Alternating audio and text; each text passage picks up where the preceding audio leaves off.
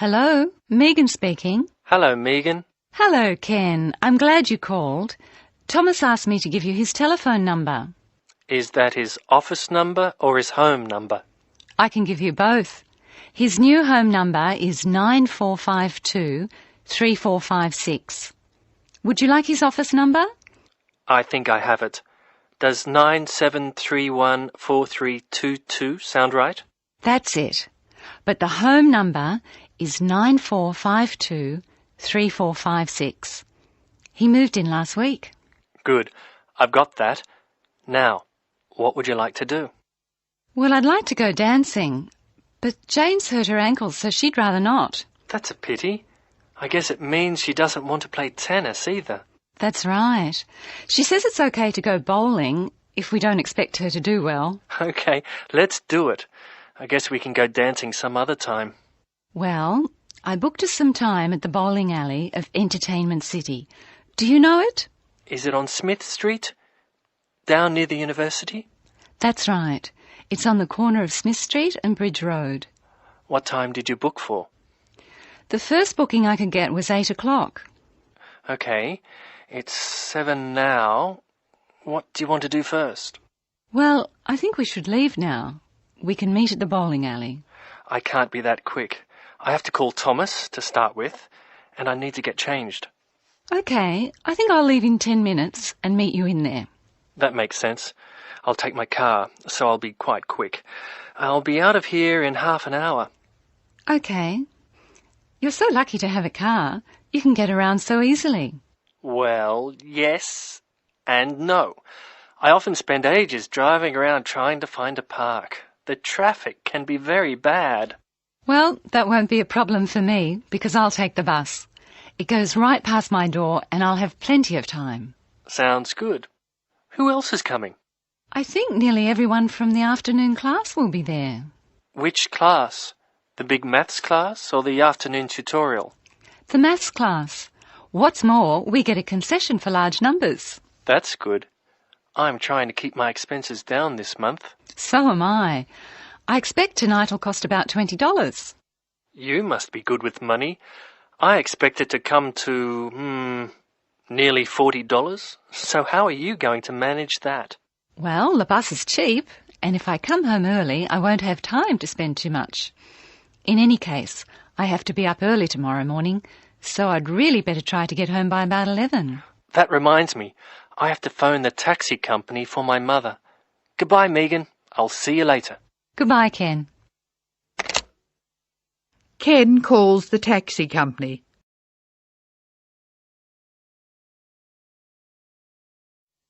First, look at questions 8 and 9.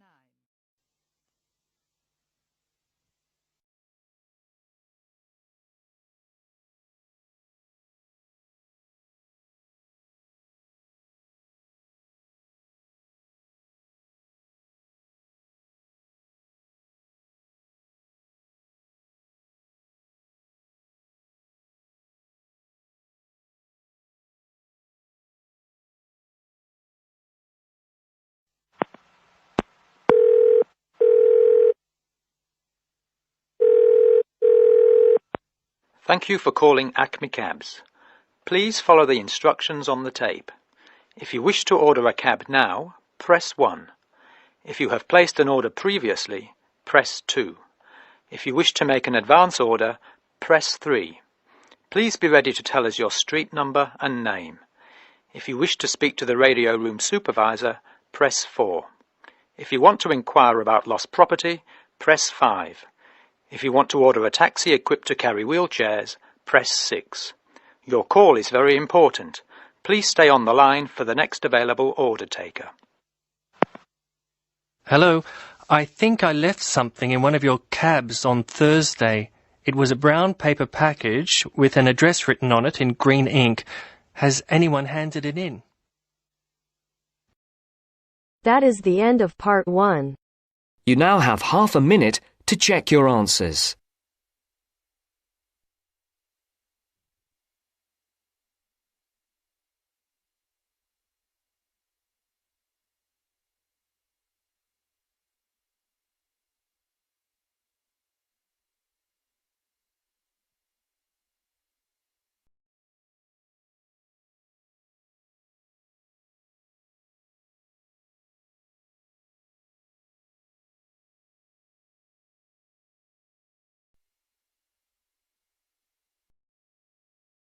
Now turns to Part 2.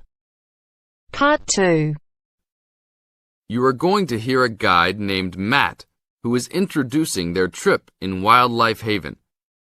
Now you have some time to look at questions 11 to 15.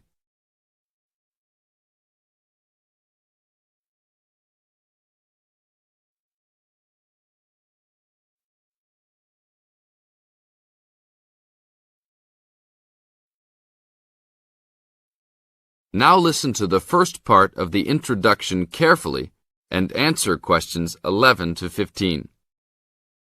Well, good morning, everybody. My name's Matt, and I'm one of the 3 guides here at Wildlife Haven. Our job is to make sure that you all have a great time here with us and go home feeling happy and relaxed.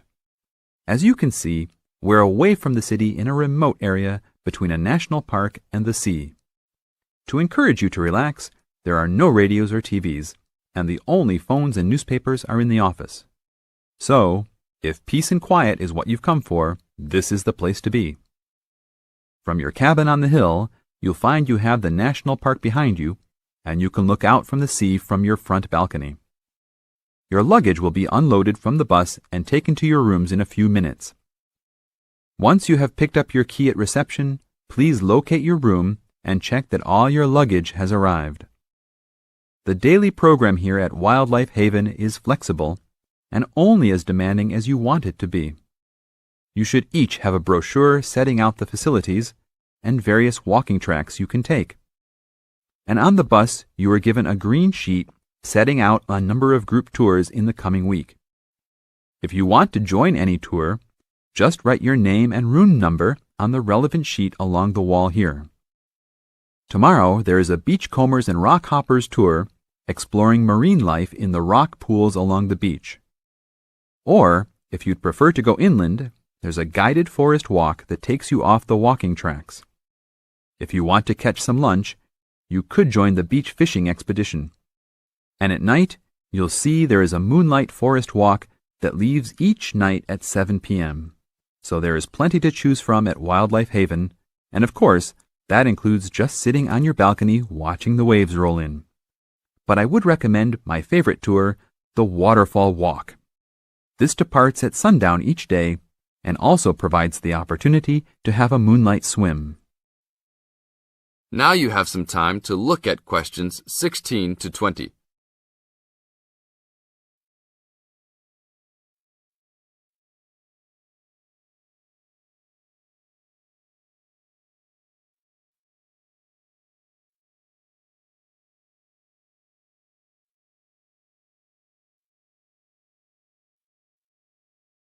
In the second part of the introduction, you are going to get some advice from Matt. Listen carefully and answer questions 16 to 20. You've chosen to visit us in January, which is one of our hotter months. And although you may be tempted to wear a minimum of clothing, you should always take precautions against injury, particularly in the national park. This includes sensible footwear. You'd be surprised how many of our guests ignore this advice and end up being sorry. And socks are a good idea too. And even though you might be under trees a lot of the time, it's a good idea to wear a hat in this hot climate. There's no need to be too concerned about walking in the national park, provided you use common sense. It's true that there are poisonous spiders in the park, but they are really more frightened of you than you are likely to be of them. I should also warn you against eating any wild berries. Some are edible, but you should avoid them all. We'll provide all the food you can eat. Well, that's about all for now. Dinner is from 6 to 8 p.m. in this building.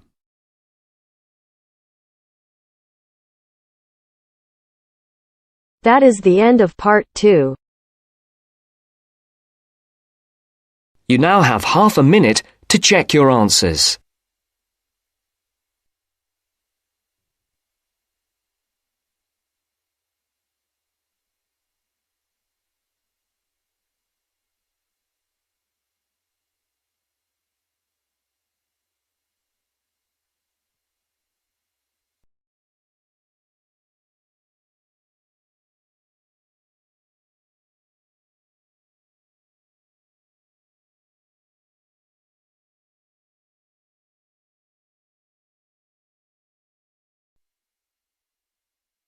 Now turns to Part 3. Part 3. You will hear a radio program in which the speakers discuss the importance of looking after old people in winter. First, you have some time to look at questions 21 to 24.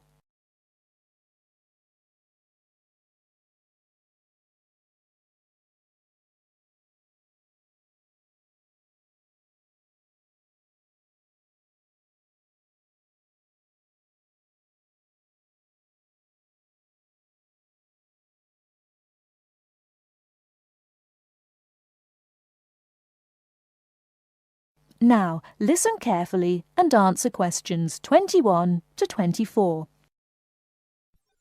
Now listen and answer the questions. Nobody likes cold weather, but for old people it can be particularly uncomfortable and dangerous. They can become cold without even noticing it. To keep warm, they may need help from friends and neighbors like you. To find out how we can help, we've invited a representative from the Social Service Department at the Town Hall to talk about the Winter Warmth Code campaign. Mr. Hastings, can I first ask you why it is so important to keep an eye on elderly people during cold weather such as we've been having lately? Yes. There are two main reasons. First, the old suffer from the cold more than the rest of us. They're not as active or strong as you and me, and it's harder for them to keep warm. This can lead to all sorts of complications. They have less resistance to infection. The quality of their lives is badly affected, and in extreme cases, they may need to be hospitalized. According to the newspapers, old people are actually dying of the cold. Is this true? I'm afraid it is. I said before there were two main reasons why we should keep an eye on old people. Well, the other major problem is that so many pensioners cannot afford to heat their homes properly. Before you hear the rest of the talk, you have some time to look at questions 25 to 30.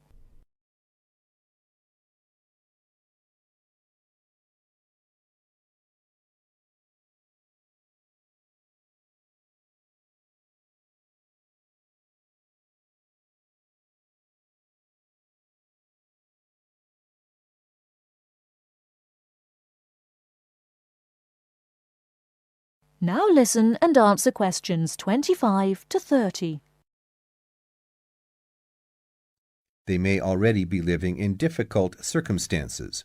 Then, in an exceptionally cold winter such as this one, they may just not have enough money to pay for the extra heating necessary. It seems terrible that in a society such as ours, this should be happening. It is. And what the Winter Warmth Code campaign aims to do is to bring this problem to the attention not only of the government, but of everybody else in society. We all have a duty towards our old people to make sure that they do not suffer in this cold weather. So now to the practical side of things. What can we do to help? Well, we all know someone old, a relative maybe, a neighbor, someone living round the corner. We should adopt that person and make sure that we spare a few minutes every day to check that everything is okay. Make sure, even if the old person is not actually ill, that he or she is not suffering. Check when you go inside that the house or flat doesn't feel cold to you. It's a good idea to try to feel some part of their body, like their face or hands. Old people can become cold without even noticing it, you know. Okay, and if a person is too poor to afford to heat the house or flat? The best thing then is for the old person to live in one room only and to make sure that that one room is warm. Check that the bed is on an inside wall. Move it yourself if necessary. Check the room for drafts. A lot of cold air gets into the room through old windows or badly fitting doors. Is food important? Yes. Make sure that the old person is eating well. You could help by cooking for them or doing the shopping. Remember, A good hot meal a day makes a big difference. Also, make sure that they are well dressed. Old people need to wear more layers of clothes than we do, particularly at night. One last question, Mr. Hastings. Is there nothing the state can do to help? Oh, yes, indeed. Contact your town hall to find out about local organizations already involved in this kind of work. If there is a local Meals on Wheels service, for instance, you could get your adopted old person on the list. Then, of course, there are also many state benefits which an old person could be entitled to, and which he or she doesn't know about, and which therefore he or she is not claiming.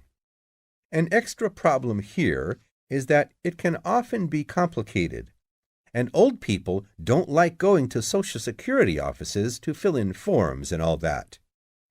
You can help by finding out for them what possibilities exist for claiming a little extra money from the government, then applying for it for them. That little extra could make all the difference. Yes, indeed. Well, Mr. Hastings, thank you for coming in and talking to us today. Thank you. That is the end of part 3. You now have half a minute to check your answers.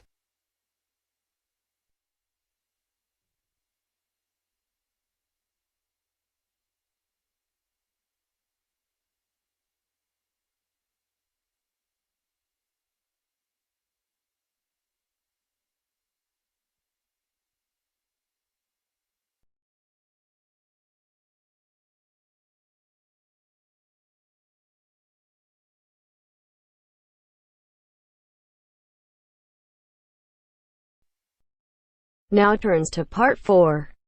Part 4. In this section, you'll hear a lecture on coral reef. First, you have some time to read questions 31 to 40.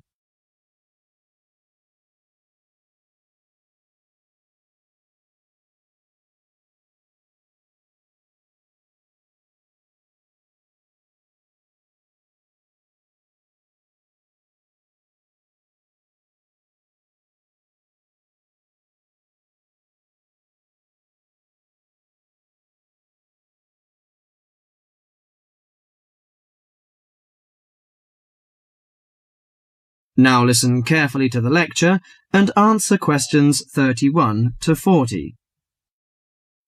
Do you fancy diving in the wonderful world of coral reefs, green sponges, colourful fish and red crabs? It is a rich garden beneath the waves. But how much do you know about the corals? Are they animals or plants? What are the threats to coral reefs? Today, Mr. Tim Harford, Executive Director of the Coral Reef Alliance, is going to introduce the facts about coral reefs. Good afternoon, everyone. Coral reefs are one of nature's most magnificent creations. It is filled with thousands of unique and valuable plants and animals. Over 1/4 of all marine species depend on healthy coral reefs. Humans also depend on coral reefs. These marine ecosystems are the primary source of food and income for millions of people, a vast repository of valuable chemical compounds and medicines, and a natural wave barrier that protect beaches and coastlines from waves and storms. Coral is actually the exoskeletons of coral polyps.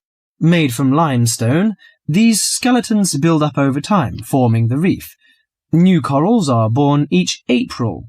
At a certain hour, on a certain night, mature corals suddenly release clouds of eggs and sperm into the sea. After the fertilized eggs take root on the seafloor, they can grow up to 15 centimeters per year. Coral reefs are present in the waters of over 100 countries. These are warm, 18 to 29 degrees centigrade, shallow, sunny regions primarily between the tropics of Cancer and Capricorn. Only clear, warm salt water can support a coral reef. And because sunlight is crucial to the reef's survival, the water must also be shallow. The algae that grow on coral provide much of the coral's food. In deeper water, algae cannot get the sunlight they need to grow. Most coral reefs are in the tropics because natural conditions there are perfect. In their modern form, coral reefs have thrived on Earth for over 50 million years. In recent years, however, more than 11% of the world's reefs have been lost, with another 16% severely damaged during the El Niño event in 1998. Up to 32% of coral reefs may be destroyed by human activities in the next 30 years if we do not take action now. Corals and coral reefs are extremely sensitive. Slight changes in the reef environment may have detrimental effects on the health of entire coral colonies. These changes may be due to a variety of factors. One of the greatest threats to coral reefs is human expansion or development. As human population increases, so does the harvest of resources from the sea. Due to overfishing, reef fish populations have been greatly decreased in some areas of the world. The removal of large numbers of reef fish has caused the coral reef ecosystems to become unbalanced. As we know, corals are also very popular as decorations. A large amount of the most healthy corals are selected by commercial collectors. They sell the corals to souvenir shops, where a large number of tourists wait to purchase them as decorations or souvenirs. Coral reefs also receive much damage from both commercial and private vessels. The leakage of fuels into the water and the occurrence of spills by large tankers are extremely damaging to local corals. Although much of the coral reef's degradation is directly blamed on human impact, there are several natural disturbances which cause significant damage to coral reefs. The most recognized of these events are hurricanes or typhoons, which bring powerful waves to the tropics.